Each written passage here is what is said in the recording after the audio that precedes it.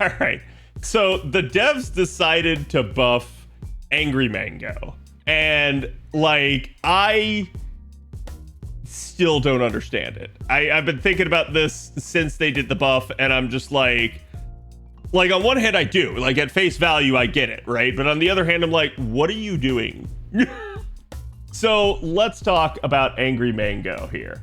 Again, the primary gimmick of Angry Mango, and probably the biggest one that sets everybody off, is the way that his MP works, which is that he reflects damage. Now, that damage can't be stopped in any way. It's literally going to go through every form of defensive buff in the game.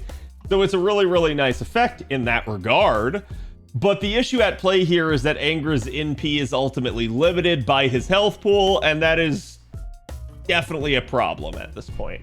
So with this buff, they decided to come back to his third skill here, which was originally Annihilation Wish. Then it was the End of the Fourth Night EX. And now it is the End of the Fourth Night EX quotations.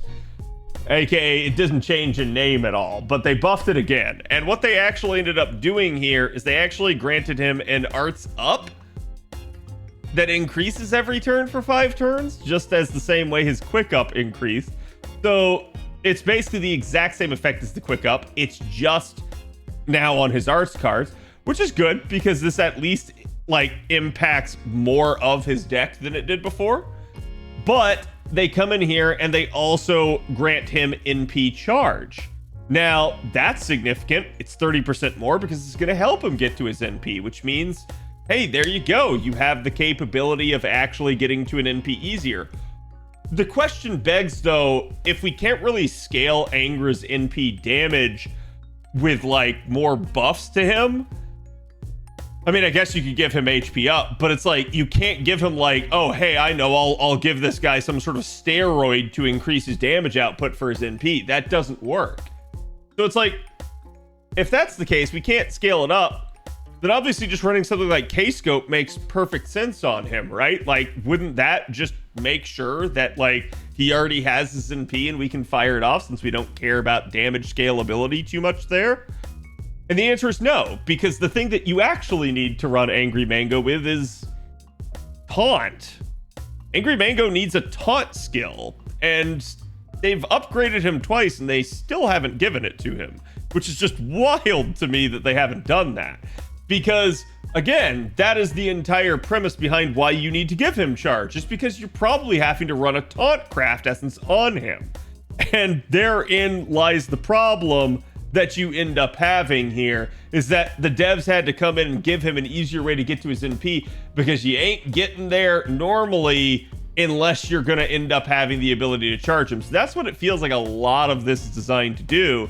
And what they're trying to do by granting him new guts effects here, because you guys can see they actually gave him 3 options. I had to ask Avalon to come in here and edit the fandom page because they actually got the order of this wrong. But the way it kind of works here is you're going to have 3 options. There's actually going to be 4 buttons on screen here. I'll actually show it to you. So basically the way this is going to work is that you actually end up having the first option here being just a cancel, a back out. The next option here being no effect. The second option being the 50% HP guts. And the last option being the 1 HP guts. So fandom had it inverted basically, with the no effect being the third one. But regardless, I digress. I think that's what the devs are trying to do here. They're trying to give him more capability to survive to the point that he gets his NP off, but they're still not giving him the tools that he actually needs to succeed as a unit. We were actually just talking about this here before this point, because you can see he also grants himself a delayed buff basically to sacrifice himself after 5 turns.